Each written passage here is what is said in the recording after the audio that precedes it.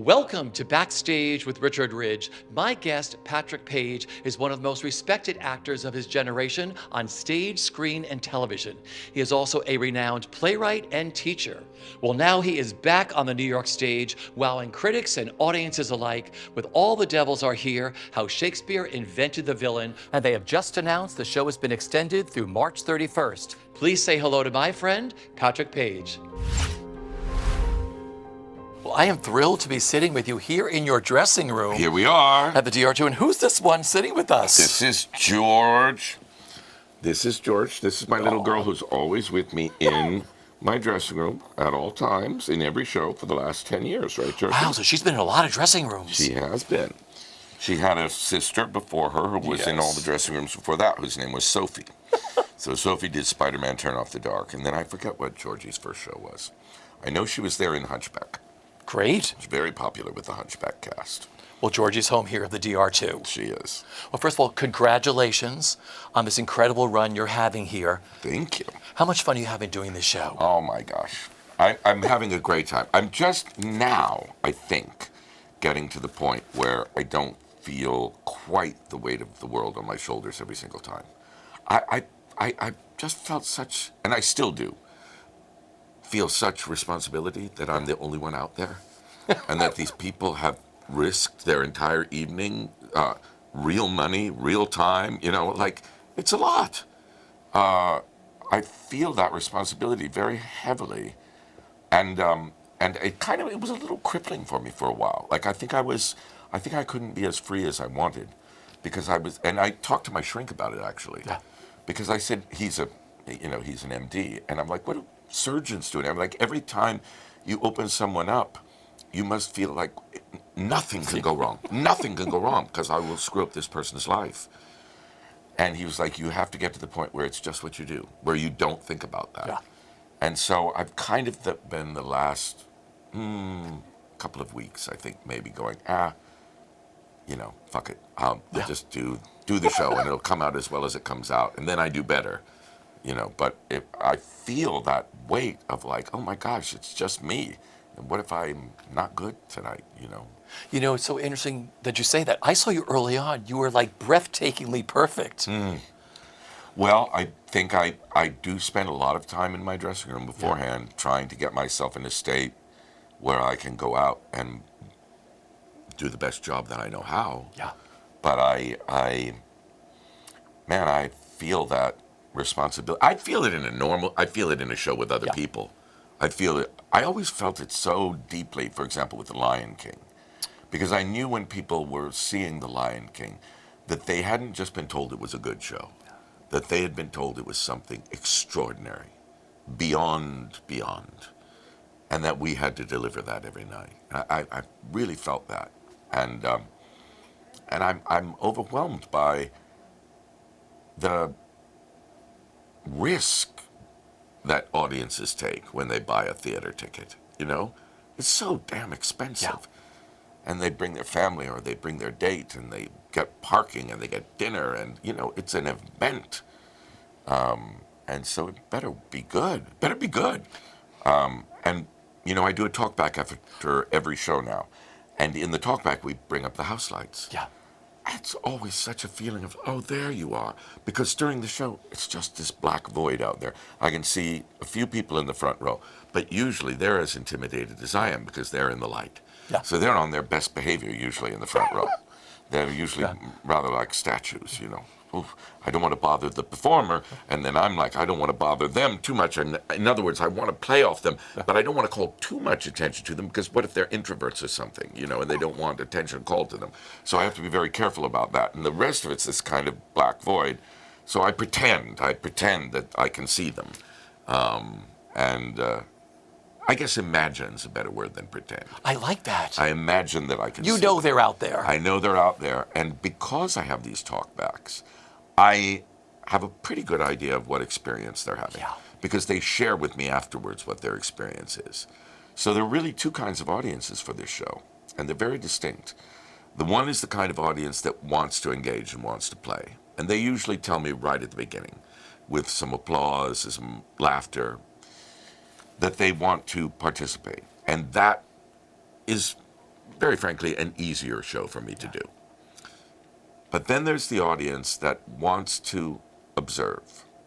And as an actor, that's harder because I don't have the same feedback. And what I would think if I didn't do these talkbacks is that those audiences weren't engaging with the show as much.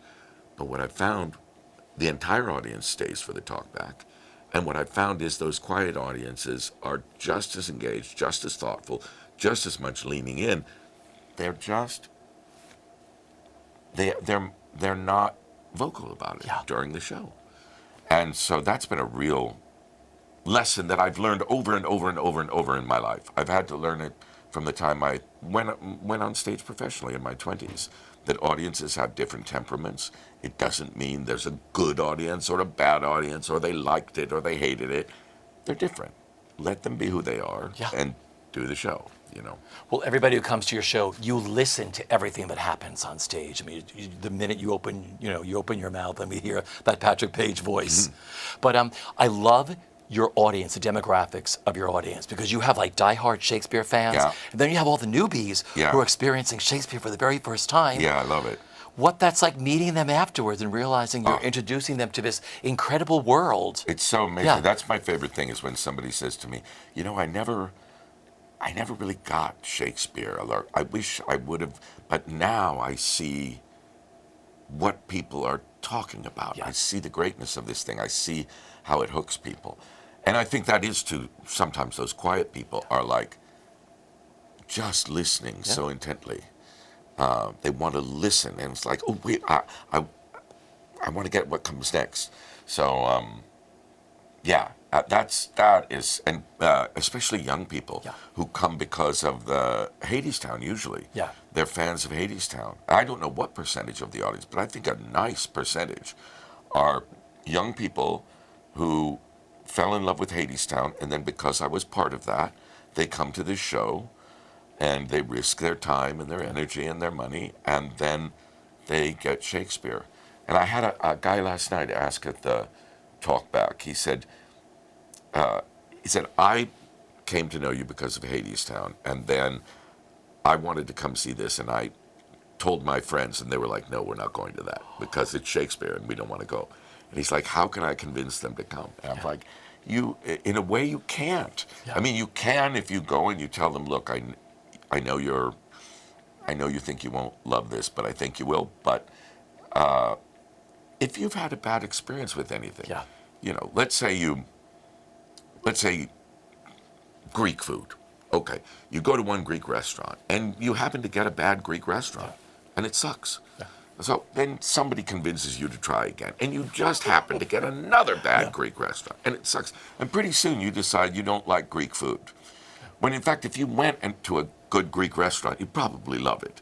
And that's the way it is with Shakespeare, that people have bad experiences. They go see a play and they're like, oh, I have no idea what's happening. I have no idea what they're saying. What is this about? And so they say, I don't like Shakespeare. And they blame it on the wrong people. They blame it on the playwright. Or they blame it on themselves. They say, I'm not smart enough.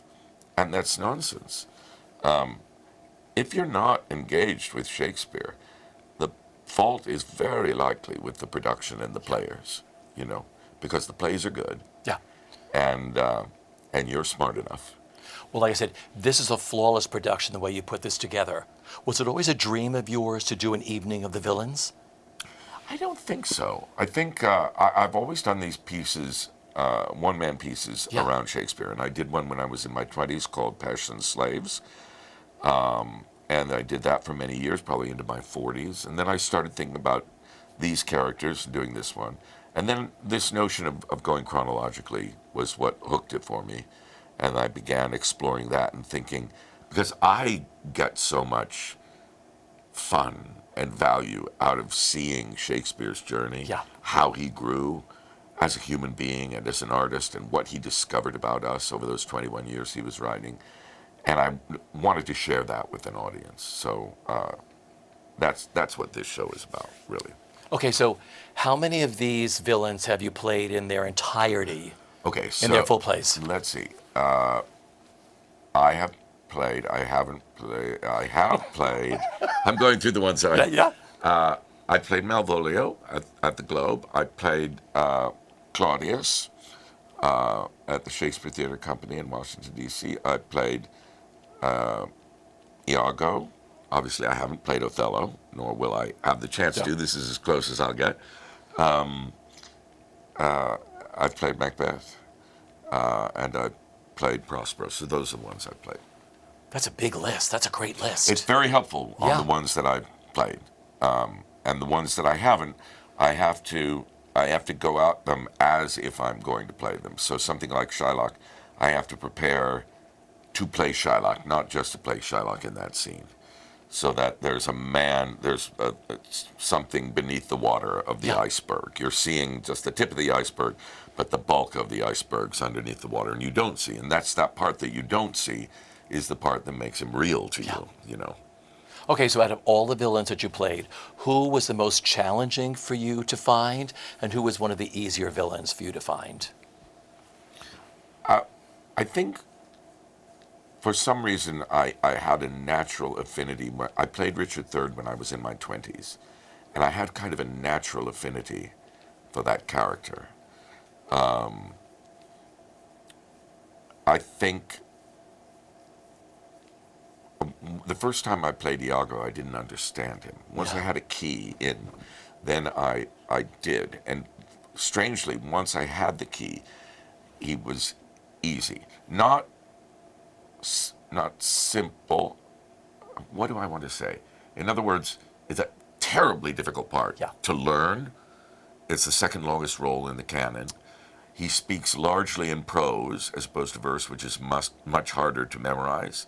He also has very strange vocabulary, a lot of parenthetical sentences, word salads that don't quite make sense, that are very typical of a psychopathic mind. So very, very difficult in that sense. But in terms of what he's doing on a moment-to-moment basis, it's so direct and simple. And that character was both the most difficult when I didn't know how to play it, and in some ways the easiest when I did. Macbeth, you never get to the bottom of. So I'm hoping that perhaps before I'm too old, I might have a chance to play him again in a full production. But you just never, ever get to the bottom of that character. So I'd say those are the toughies. Yeah.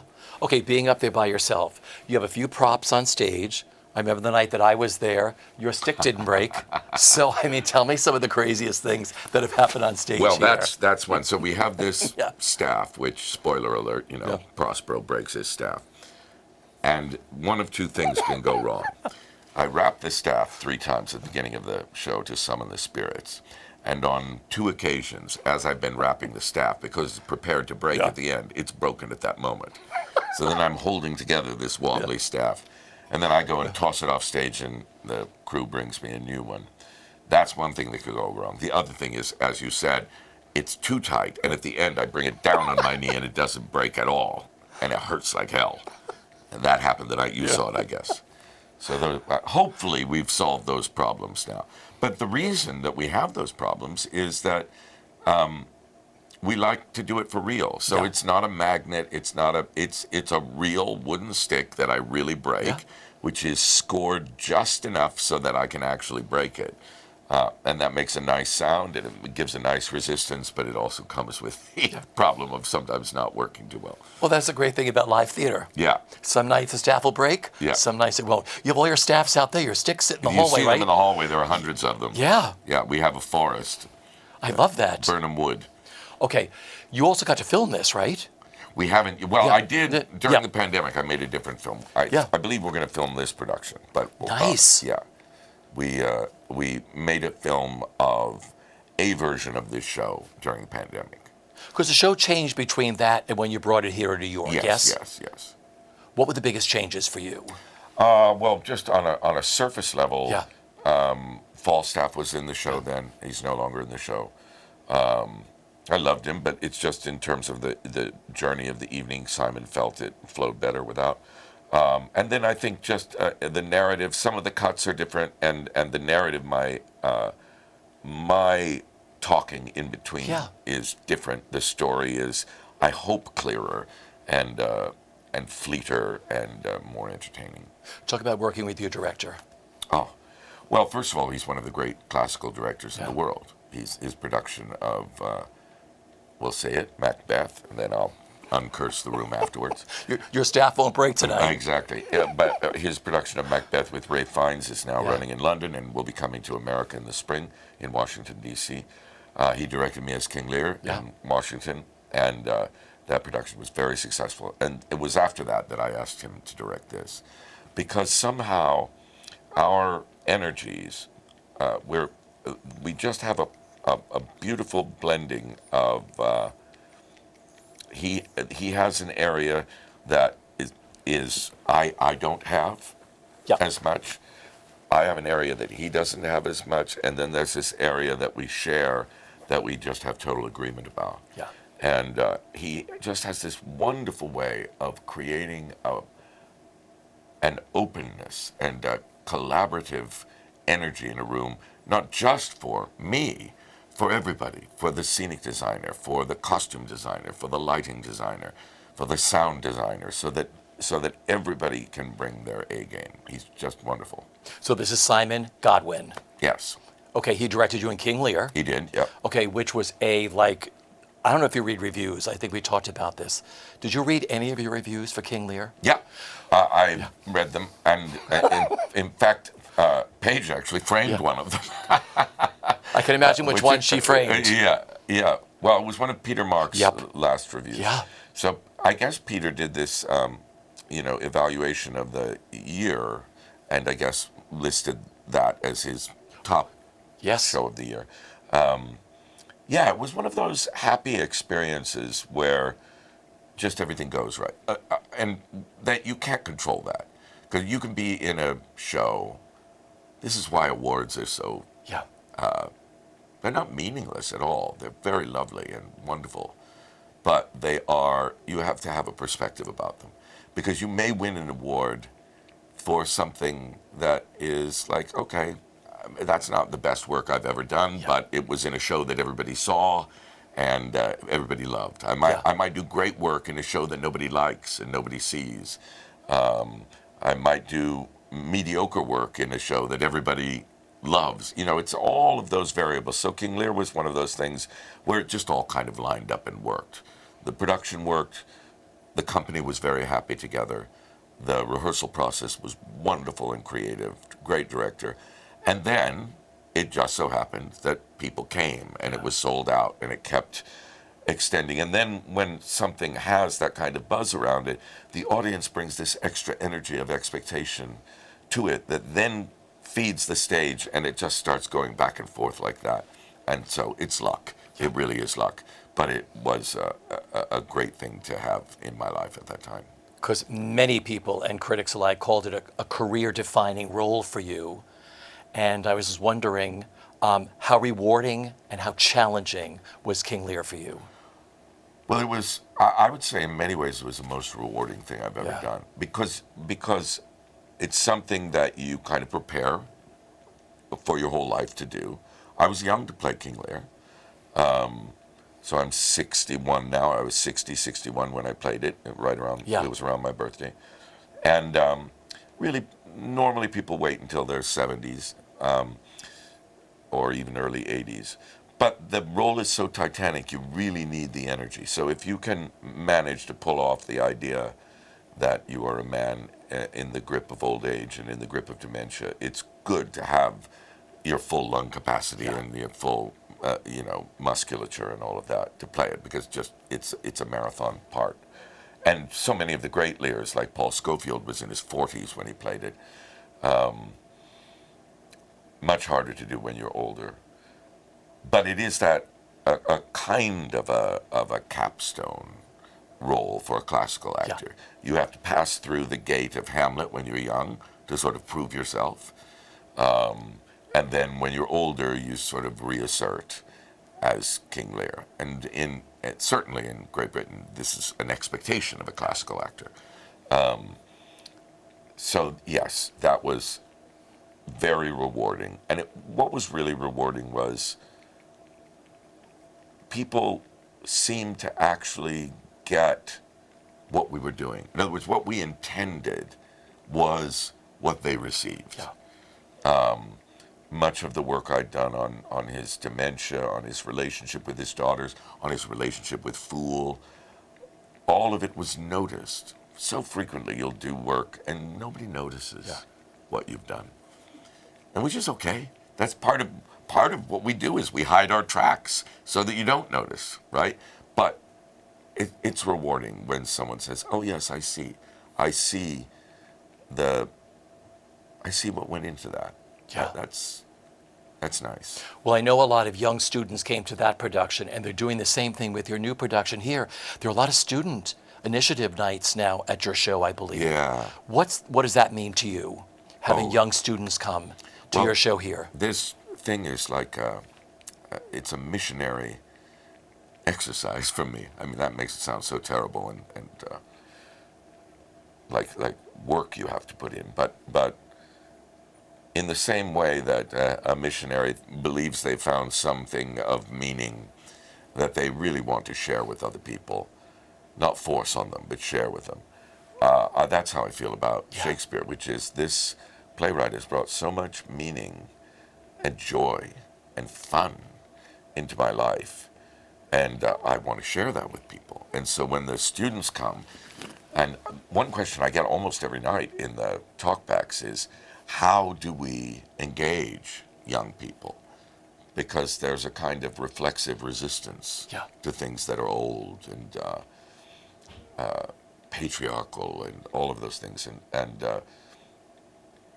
that's my show is my answer to that, which is I've tried to put together something which will make them laugh, make them cry, make them think, and have a good time, have fun. It should be entertaining. It's a play, and that then they'll see, oh yeah, that is cool. It's kind of like, I don't know if you've seen Bernstein yet. I haven't seen it. Yes, Maestro.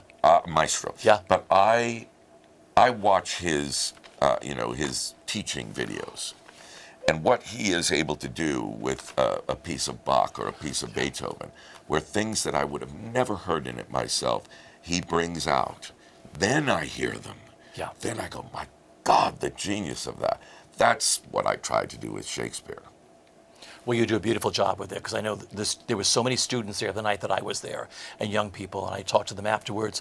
We're waiting for you to come out, and they were like, wow, we never experienced Shakespeare before, and now that you hooked them into seeing it. That's my hope. That's my hope. All right, you have such an incredible career. I'm going to mention some of the highlights. Just tell me what comes to mind, a fun memory or a story. Okay, so here we go. So first, when you were starting out, were you a magician? Yeah. How did that come about? Coca-Cola ad. Probably because I didn't have enough opportunities to be on stage. It was another way, like this solo show, of making an opportunity for me to stand up in the light and, to be on stage. And I was fascinated with magic. There used to be a television show called The Magician with Bill Bixby, and I loved that show. And I just started trying to learn how to do these things. I think also, it's that thing that a lot of kids feel, which is I'm kind of powerless. I was a geeky little kid that weighed 100 pounds or something, and I didn't play sports or anything like that. And, but if you do something and the adults can't figure out how you do it, boy, that's a sense of power. And then I had this entrepreneurial instinct, and I found out that I could make money doing this thing. I found out, I could charge, $20 to do a birthday party. Now I've got $20 to buy another magic trick. And then that grew until I had a professional career as a magician.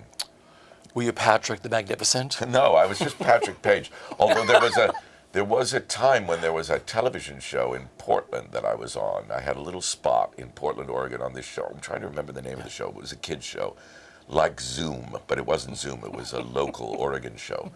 And they called me, much to my chagrin, Mr. Pat, It was Mr. Pat's magic. And I never wanted to be Mr. Pat, but I was Mr. Pat on that show. I love that. Yeah. Okay, Hadestown. I mean, what an incredible show playing Hades. I mean, you were like scary, stunning, breathtaking. Favorite memories of doing Hadestown for you? My very favorite memory is the opening night of Hadestown at the National Theatre in London. So all of the dressing rooms in the National Theatre surround a quad, and the building goes up, I can't remember how many stories, 4 or 5 stories. Big concrete building, and in the middle is this open space, and all of the dressing rooms face this open space. They have windows facing this open space. The National has at any given time at least 3 shows running. And so there are actors from all these other shows in these dressing rooms. And I'm putting on my makeup and my wig and so on to get ready for the opening night. And all of a sudden I hear what seems like thunder from outside the window. And of course, when you're dressing, you pull the curtains. So I open up my curtains, and surrounding the entire theater, in all of these windows, dozens and dozens of windows, are all of these British actors. And they're pounding on their windows like this. And that's an opening night tradition at the National Theatre, that the people in the other shows pound on the windows on the opening night at the what they call the beginner's call, what we call the place's call for the show. So it was beginners, boom, boom, boom, boom, and you look around, and there they all are. And apparently it was just spine-tingling. And I grabbed my iPhone and recorded it. Apparently that tradition began when, and I may get this slightly wrong so people can Google it, but I think I'm right. Michael Gambon, I know it was Michael Gambon, was playing Galileo. And he had given such a brilliant performance that when the show was over, everyone in the building went to the windows and pounded on it for him. Yes. You want in the picture, don't you? And that's where it started. Yeah, I heard that's where it started. That must have been amazing to watch. Yeah, it was your opening night. Yeah, unbelievable. Really, really moving. Okay, you also play sort of a villain on HBO's The Gilded Age, Richard Clay. Yes. Fun role to play? Yes, and growing more so. I think the thing about that show is, there are 26 of us that are listed as series regulars. I think it's 26. It's some huge number. Yeah. And so Julian Fellows, the writer, had to introduce all of these characters over the first season, and then slowly, in the second season, begin to have storylines for each of them. Yeah. So there are many of us now who are just beginning our sort of storylines, and that's happening with Clay, which I'm having great anticipation for in the 3rd season. Yeah. Congratulations on the renewal of the 3rd season. Thank you. Yes, which just came out. Yeah, I'm really excited about it. Because I was like, it ended with all of you, and I was like, what's going to happen to Patrick? Well, and we didn't know that there would be a 3rd season because there was the strike and all that, and it's a very expensive show to do. But I feel like it really found its footing in the 2nd season. Oh, I can't wait to see what happens with you and George. Morgan Spector. Must be great to play those scenes with him. Yeah, I love playing with Morgan, and I think that the conflict between those two men is being set up really beautifully so that something's going to come to a head in terms of the way each of them thinks is best to run that business. Yeah. Okay, then there is the movie Spirited, which has become a holiday classic already. Yeah, so many more people this year, even than last year. It came out last year. Yeah. And, of course, had all the publicity around it. But it's funny that it's this year that I think so many people have found it. Yeah. Yeah. How much fun was it playing Jacob Marley? And tell me about working with Will Ferrell and Ryan Reynolds. Oh, it was absolutely joyful. And Sean Anders, the director, is just amazing. The way he runs a set, I wish I knew the magic of that. Yeah. He makes everyone feel so at the top of their game. I think, people are always asking me about playing the villain. Yeah. And I say, well, watch Spirited, I mean, Jacob is just the nicest guy in the world. He is a stern taskmaster. Yeah.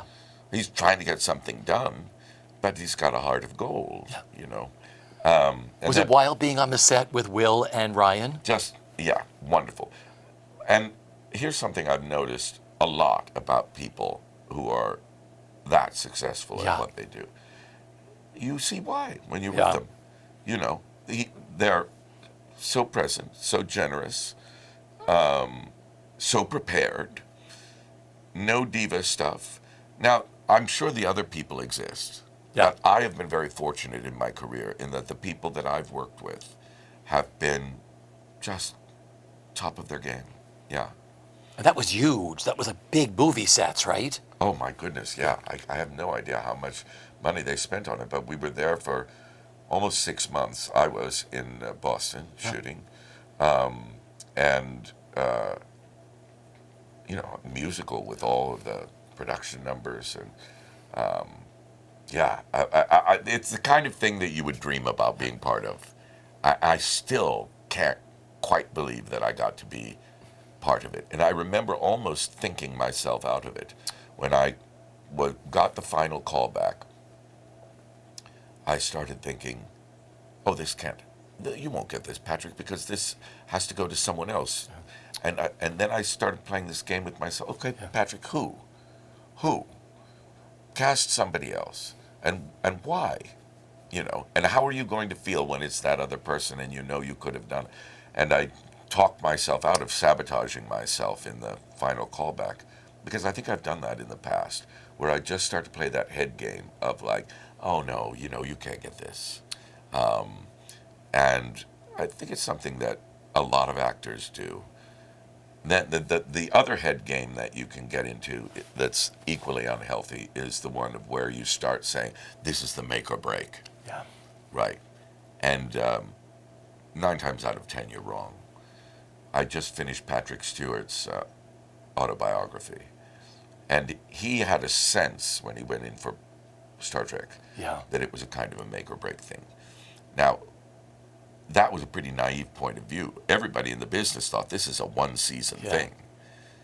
It turned out to be the make or break thing for his career, but which he had an instinct about, I guess. But and I guess Bryan Cranston sort of had that instinct about Breaking Bad. But you just never know. Breaking Bad might have been a show 1 season gone. You don't know. It's funny you mentioned, I adore Patrick Stewart, and I had him and Ian McKellen as a duo. I sat with both of them, and I asked them, what was the biggest breakthrough moment in your career when everything changed for you? And for him, it's when his best friends put him in a chair, took off his wig, and shaved his head. And he said, when I finally realized who I was, that was a big breakthrough moment for him. And for Ian McKellen, it was when he came out of the closet and said, I am a gay man. He said it was like all the stuff lifted off my back. So I was wondering, have you had breakthrough moments in your career like that when you said to yourself, those are big ones. Those are so defining. Because like you said, when you say, you try to talk yourself out of roles or whatever. Yeah, so I'm saying, I do think that there was something very freeing when I stopped pretending that I didn't have depression. When I just said, look, I have this illness, and a lot of people have it, and I'm treating it, but sometimes it'll hit me, and sometimes it, and because I spent so many years hiding it. I also think stopping drinking was a big thing for me, because I get every single night in the talkbacks for this show, I get the question of how do you let go of these dark characters? And, until 3 years ago, the answer was, well, you have 7 or 8, glasses of Jack Daniels and you'll feel better. But it catches up with you. So you find other ways. But I think those are the bigger things, the biggest things. And then just having, frankly, the courage is the wrong word maybe, because I don't think of myself as terribly courageous, but taking the risk of doing those things that you're not comfortable with. I was super scared to do this show, because it's really putting yourself out there. The New York critics are I love them all individually, but you just never know what they're going to do. I sometimes read reviews and go, wow, did they see the Yeah. same show I did? Because I loved that thing they hated, and I hated that thing they loved. And so you just don't know, and you might find out that you're on the wrong end of the, of the critical spectrum on any given day. So that's scary, Yeah. And to put yourself out there as the creator of a piece, as well as the performer of a piece, that was scary. And I think that's a defining moment for me to say, okay, I'm going to do that. But I thank you for being so honest about them too, because you were out there on social media saying, I have depression, I'm dealing with this. Yeah. I stopped drinking. Yeah. And I think that's a big deal because you've helped a lot of people because you've done that. Oh, well, it's, people have come up to me. Yeah. It happened very, just kind of spontaneously. I was being interviewed by Patrick Healy. Yeah. And it was one of those things like this where we were just having a long conversation. Yeah. And he said, is there anything else, about yourself that you haven't said that is important? And it was at a time when I was like, actually, there's this thing that I've never talked about. And then he put it in the article, and it kind of became the central thing in the article, and that's when it kind of just happened. But you've saved a lot of people, and you've helped a lot of people. I'm really grateful when two different kinds of people. One, people who are depressed, who reach out to me. But the other one that's useful is when someone says, I'm not depressed myself, but I never understood what depression was until I read this piece that you wrote or something. And then, like, okay, that's helpful. Because people who are married to or in a family with or best friends with someone who's depressed, they've got a real problem too. Yeah. Because you want to say to the person, cheer up. Yeah. Things aren't that bad. And or put it on yourself and say, what am I doing wrong? Why can't I cheer you up? Yeah. And for them to understand, this is something that this person is going through. There is nothing you can do. Yeah. Yeah. And to let them go through it, try to make them as comfortable as possible, help them if they want to get help, if they want to see a doctor, help them to see a doctor, make sure they don't have any suicidal ideation, and then let them be depressed. What can you do? Yeah. Well, like I said, you've been very helpful to a lot of people with both avenues of the depression and giving up alcohol too. And look at all the things you've achieved since then. I mean, Schmigadoon. Did you ever think you'd be on season 2 of Schmigadoon? Oh, gosh, I love that. Yeah. That's another one that's like dream come true. When you watch, I've always watched like Christopher Guest's things and thought, wouldn't it be amazing to be part of a little repertory group like that, like Guffman, and just have a ball and be in, and then I got to do that. I couldn't believe it. Yeah. Yeah. Spider-Man, Turn Off the Dark. We have to mention this because I saw it numerous times. We were all talking about this before we got started. There was 1.0, then there was 2.0. Yeah. I'm sure there were many .0s. Favorite memory of doing that show? Because it changed. I mean, the show was changing every day, right? Yeah. Yeah. Is there a favorite memory? Yeah. My favorite memory is, a lot of my favorite memories are from rehearsal, which were in the 42nd Street studios there. Yeah. And we were doing the number, what was called DIY World. Yeah. And there's a part in it where I have to waltz with Emily, my wife.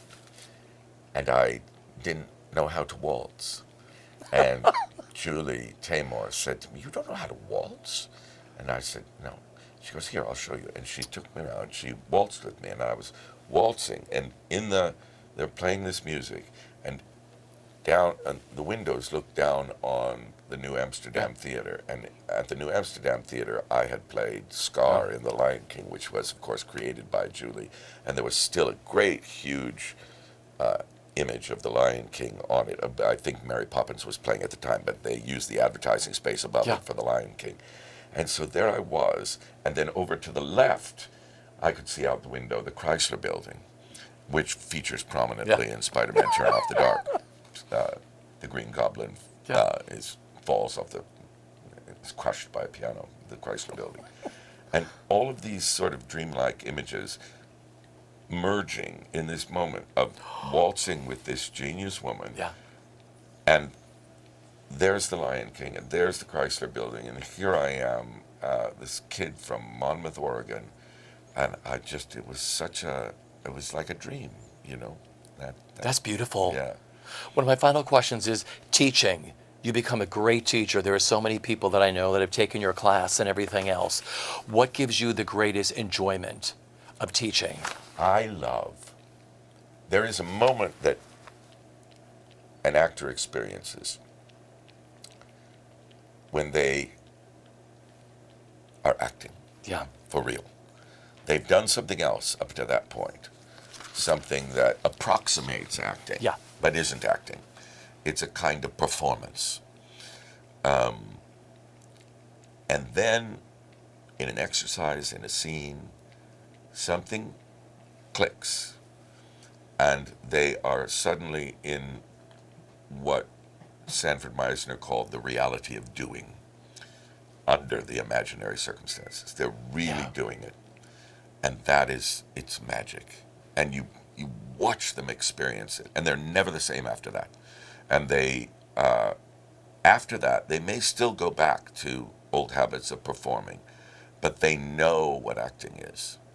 And that's the great frustration of being an actor, of course, is that once you know what it is, everything else is just crap. And then you know when you're doing crap. And that's a terrible knowledge. That's like the knowledge of good and evil. Yeah, totally. That's the moment. That's the moment.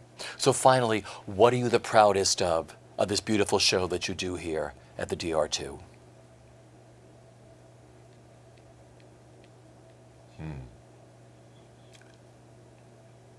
Well, I'm certainly proud that audiences seem to respond to it so favorably. You know, you ask if I read reviews, and I do. I think I don't understand people fully who don't. I admire them.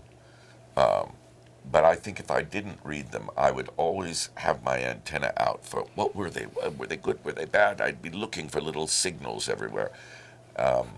So I do read them.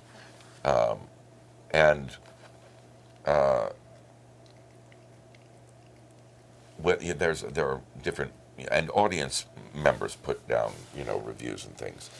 And the things that people say about their experience with the show of, like, I never really understood Shakespeare until this. I never appreciated Shakespeare until this.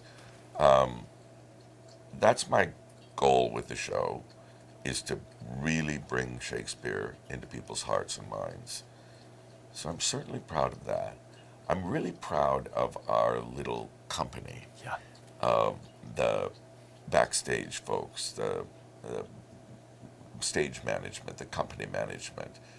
And I guess I'm proudest of just doing it, of the fact that it's actually up there in a theater and people are going to be there tonight.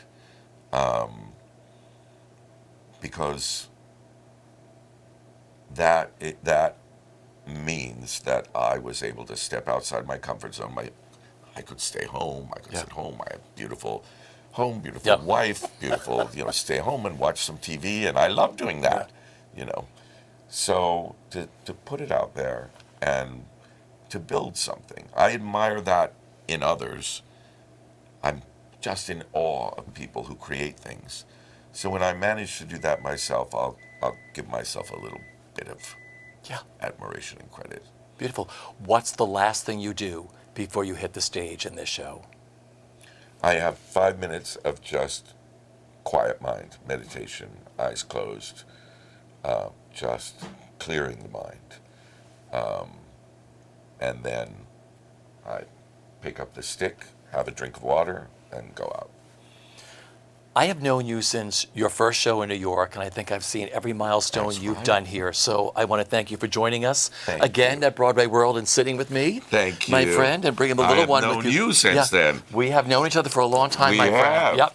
It's like 30 years. Yeah. And You look look at us. the same. I look different. No, you don't. You look exactly the same. Hey, oh, no. But I thank you very much for sitting with us. Thank you. Have a great show. Thank you. Love you, my friend. You too.